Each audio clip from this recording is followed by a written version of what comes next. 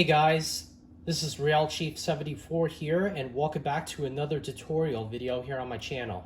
Not only do we have a fun project for you all today, but this is also a video that I promised you guys for quite some time now here on my channel. So in today's episode, we're going to show you a step-by-step process on how to add a front coupler to a Lionel Postwar steam locomotive.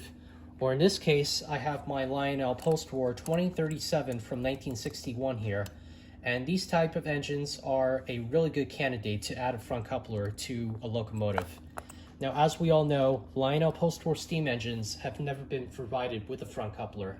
The only exceptions, however, would have to be the pre-war and post-war 060 and 040 semi-scale switchers from that time period. Other engines that also have been provided with a front coupler and rear coupler, for the most part, are the diesels, including the F3s, the FMs, the Jeeps, the NW2 switchers, and some of the motorized units. I also do want to mention before we continue on is that there aren't really any tutorial videos on how to do this as of right now on YouTube. However, there are some running sessions that show two Lionel Postwar steam locomotives acting as a double-headed unit. And special thanks to a good friend of mine, Jack, from Jack's Toy O-Gauge Trains, he was able to provide me with some information on how to make that dream a reality. And if you want to go ahead and go check out Jack's channel here online, I'll make sure to leave a link down below.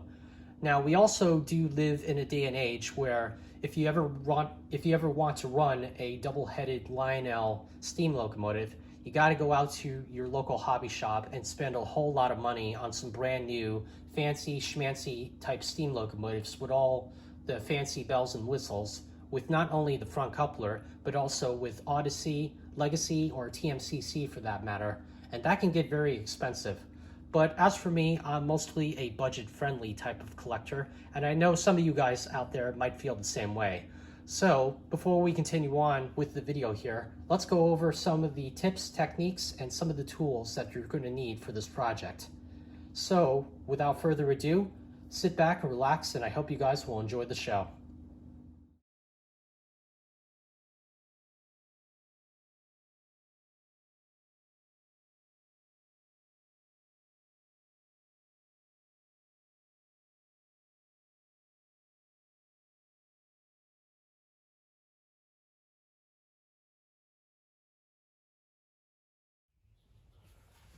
Okay, so first thing we got to do before we move on to the engine here is to remove the lid from the altoid tin here.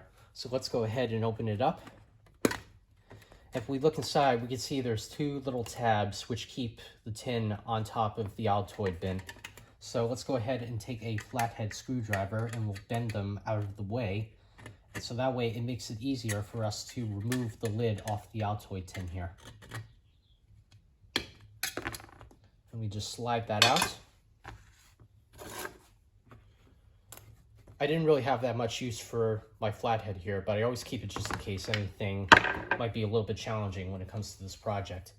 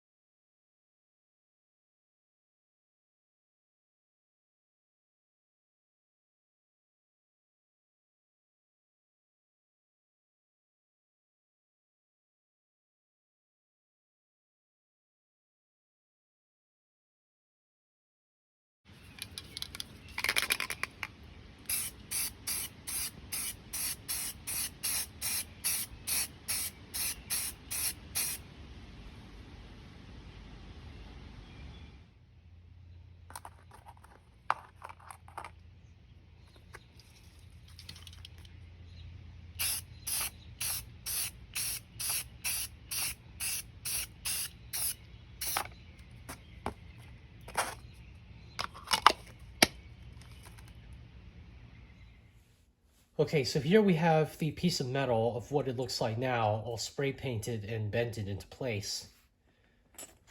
Now if we take our 2037 here and turn it over to the bottom side here, we can see that there's a spring tension underneath the truck.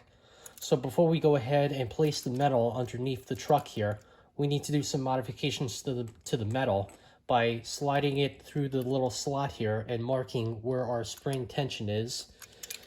And then we're going to see if we can try to drill a hole into the metal so that way the spring moves up and down freely without interfering with the metal piece itself. So let's go ahead and do that. So let's go ahead and take the 2037 here. We'll slide it underneath the wheel. Then we're going to go ahead and take our Sharpie and just mark where that hole is going to be. So I say probably about over here maybe.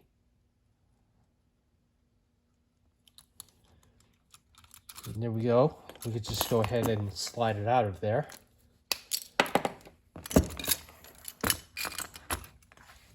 And now let's go ahead and get our power drill. And we're going to see if we can try to put the appropriate drill head in here, so that way we can make a nice big enough hole. That should be good enough.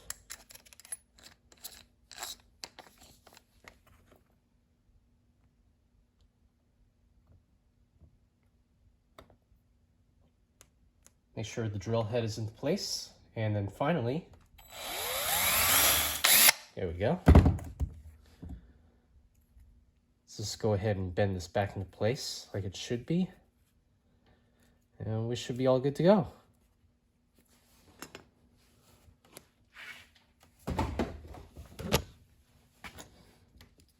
Let's go ahead and check our 2037 again. We'll turn it over. We'll slide this piece underneath the truck.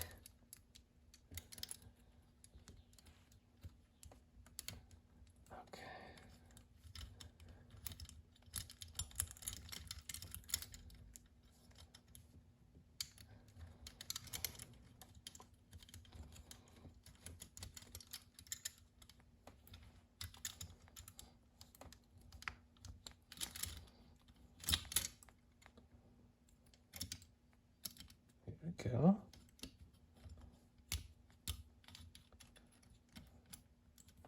And there we are.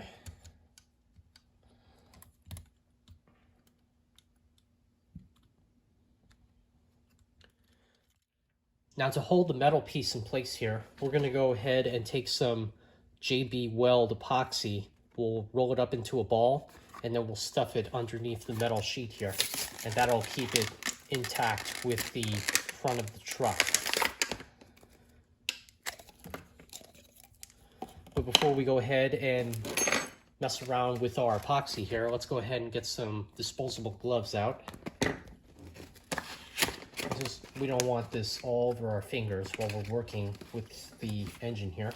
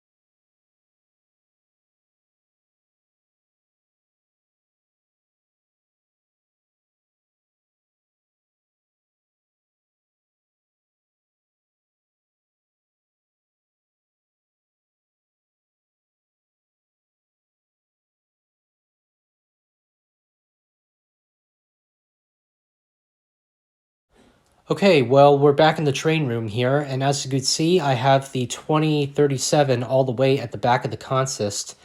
But as of right now, we're going to let the Lionel 2035 here take the lead of the train. Now, before we go ahead and apply power to the track, I do want to mention, if you guys plan to run this on any type of layout, make sure to run both of these engines on 031 or larger curves, because they will not accommodate 027 curves attached together. I mean, you could still run them separately on 027 track. Both of the engines will still accommodate 027, but together it won't happen because the front coupler on the 2037 here is so wobbly. Then if you run it on 027, then the coupler is just going to get undone. Secondly, if you plan to run both of these engines in the forward position only, make sure that the E-units are locked on top of the engines. Because if not, and if one of your engines go over a bad section of track, the E-unit is going to cycle in the opposite direction, and you're just not going to get the best results when it comes to operating these two locomotives. So without further ado, let's go ahead and turn on the power and we'll run the trains around for a little bit.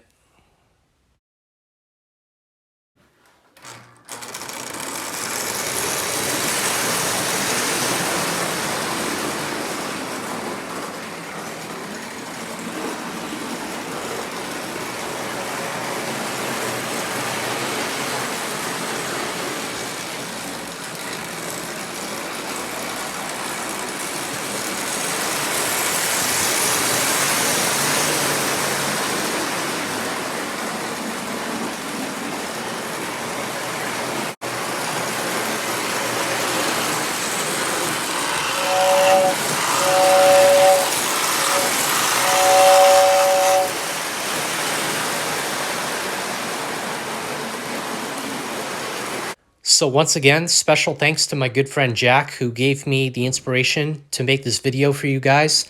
I really had a lot of fun making it, and I really hope you guys have enjoyed watching as well. So as always, my name is Mike. Thank you all for tuning in. Be sure to like, comment, and subscribe to my channel. And as always, don't forget to hit the notification bell down below for any other project that I upload. And don't forget, the I Love Toy Trains video challenge is still coming, so make sure to keep an eye out for that as well as some other videos that I'm currently working on here on my channel. But anyway, thank you all for tuning in, and I'll see you all in my next video.